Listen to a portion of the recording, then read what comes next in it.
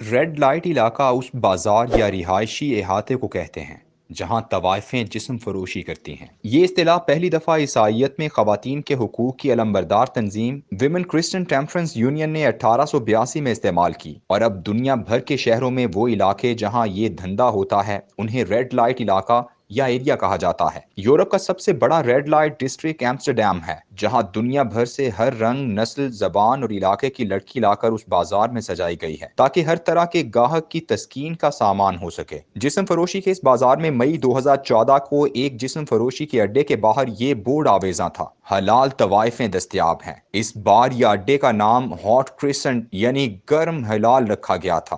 بار کے پمفلٹ میں ان طوائفوں کی خصوصیات میں لکھا گیا تھا کہ یہ طوائفیں شراب سمیت کوئی نشہ نہیں کرتی، سور سمیت کوئی حرام نہیں کھاتی، 5 وقت نماز پڑھتی اور روزے رکھتی ہیں، اور جنسی فعل میں بھی ممنوع حرکات نہیں کرتی۔ پمفلٹ میں لکھا تھا کہ ہم نے اس سلسلے میں 3 علماء کی رائے بھی لی ہے، جن کے مطابق اگر آپ ایک عارضی نکاح کے بندھن میں بندنا چاہیں تو اس کا بھی بندوبست کیا گیا ہے۔ اگر آپ اس سہولت سے فائدہ نہیں اٹھانا چاہتے تو پھر آپ خاتون سے معاوضے کے عوض چند لمحوں کے لیے بیوی بننے کا از خود معاہدہ بھی کر سکتے ہیں۔ یہی وہ تصور ہے جس کی کوکھ سے ہر ناجائز چیز کو اسلامی کرنے کا راستہ نکالا جاتا ہے۔ ایک اسلامی ثقافتی مرکز جس میں رقص و سرور سب کچھ ہوتا ہے، اور اسلامی مرکز نشاط جس میں بغیر الکوہل کے مشروبات کے نام پر سب کچھ بیچا جاتا ہے۔ اس حرام کو حلال بنانے کی شاندار اور قابل قبول صورت اسلامی جمہوریت ہے، وہ مغربی جمہوریت جس کی بنیاد ہی عوام کی حاکمیت پر ہے، اسے اللہ کی حاکمیت کا متبادل بنا دیا جائے۔ اسلامی جمہوریت کا تصور دراصل عالمی مالیاتی سودی نظام کے سرمایہ سے قائم عالمی جمہوری نظام کی حرام بوتل پر اسلام کا لیبل لگانا ہے۔ جمہوریت کو اسلامی بنا کر خلافت عثمانیہ کی تقسیم کے بعد وجود میں آنے والی قومی ریاستوں اور نو آبادیاتی طاقتوں سے آزاد ہونے والی مسلمان ریاستوں کے لیے زبردستی سکہ رائج الوقت بنا دیا گیا۔ خلافت عثمانیہ تک مسلمانوں کا اپنا ایک مالیاتی نظام تھا۔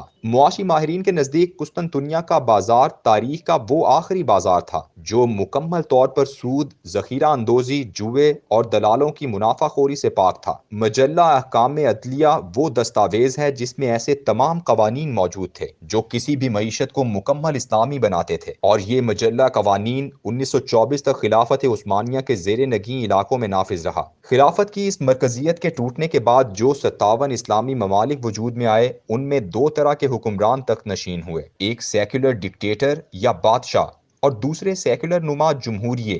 دنیا جیسے ہی عالمی سودی مالیاتی نظام کے شکنجے میں آئی تو ان 57 اسلامی ملکوں کے حکمرانوں نے بھی برٹن ووڈ کے اس بینکاری نظام کو منوعاً تسلیم کر لیا۔ لیکن عوام کے ہاں عالم وہی تھا کہ وہ پڑھا لکھا مسلمان شہری جو یہ جانتا تھا کہ یہ خالص سود ہے، اس کو اس مغربی سودی نظام کے بینکوں سے کراہت آتی تھی۔ عام شہری اس نظام کے اندر ڈوبا ہوا تو تھا، مگر وہ اس نظام سے نکلنا بھی چاہتا تھا۔ اس مسلمان کی تسلی و تشفی کے لیے یہ اسلامی بینکاری کا نظام آہستہ آہستہ نافذ کیا گیا۔ اسلامی بینکاری کی صنعت جو اس وقت 1000 ارب ڈالر سے بھی تجاوز کر چکی ہے، اس کا آغاز 50 اور 60 کی دہائی میں ملائیشیا، مصر اور پاکستان میں نفع اور نقصان یعنی PLS کے کھاتوں سے ہوا، لیکن جیسے ہی 70 کی دہائی میں عرب ممالک میں تیل نکل آیا اور حکومتوں کے ساتھ ساتھ عوام کے پاس بھی بے شمار وافر سرمایہ آنے لگا تو 1975 میں پہلا دبئی اسلامی بینک کھولا گیا، اور ساتھ ہی عالمی بینک کی نقل کرتے ہوئے اکتوبر 1975 میں جدہ میں اسلامی ترقیاتی بینک کا بھی آغاز کر دیا گیا۔ اس اسلامی مالیاتی بینک کے پاس اس وقت 60 ارب ڈالر سے زائد سرمایہ موجود ہے۔ 1985 میں مسلمان ممالک میں کام کرنے والے 50 بڑے روایتی بینکوں نے اسلامی بینکاری کے کھاتوں کا آغاز کر دیا، اور 1990 تک آتے آتے تقریباً تمام روایتی بینکوں نے اپنے ہاں اسلامی بینکاری کی کھڑکیاں کھول دیں۔ اب اس نظام کو عالمی سطح پر مربوط کرنا مقصود تھا،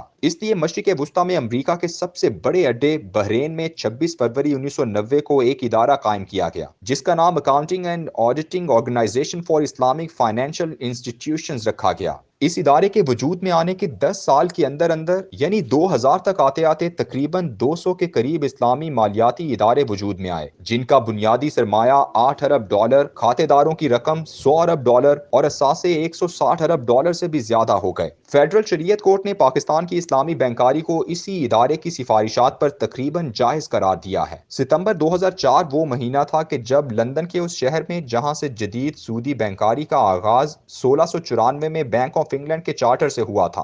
وہاں اسلامی بینک آف برٹن کھولا گیا۔ اب مرحلہ یہ تھا کہ سودی نظام سے ملحقہ اسٹاک ایکسچینج کو بھی مسلمان بنایا جائے۔ اس مقصد کے لیے نومبر 2006 کو دبئی اسٹاک ایکسچینج اور دبئی فائنینشل مارکیٹ نے اپنے آپ کو پہلے اسلامی بازار حصص میں تبدیل کر دیا۔ ٹھیک 2 سال بعد ایک ایسا مالیاتی بحران آیا جس نے پوری دنیا میں قائم سودی مالیاتی نظام مکمل تباہی کے قریب پہنچا دیا۔ یہ 2008 کا بدقسمت سال تھا جب دنیا کے شہروں میں روایتی بینکوں کی کھڑکیاں بھی بند ہونے لگیں۔ ایسے میں اسلامی بینکاری نے اس سودی نظام کی ڈوبتی کشتی کو سہارا دیا۔ جنوری 2009 میں سنگاپور جیسے لامذہب ملک نے پہلے اسلامی بانڈ پروگرام کا آغاز کیا۔ اسی سال فروری میں انڈونیشیا نے شرعی بانڈز یا صکوک کا اجرا کیا، اور یوں سادہ لو مسلمانوں کے سرمائے کو سودی نظام کی گرتی ہوئی عمارت کو بچانے کے لیے استعمال کیا گیا۔ اس چال بازی کا نتیجہ یہ نکلا کہ دنیا میں 2009 سے 2013 تک اسلامی بینکوں میں سرمایہ کاری 778 ارب ڈالر تک جا پہنچی، اور 4 مسلمان ممالک ملائیشیا، انڈونیشیا، ترکی اور پاکستان نے اس فن میں درجہ کمال حاصل کر لیا۔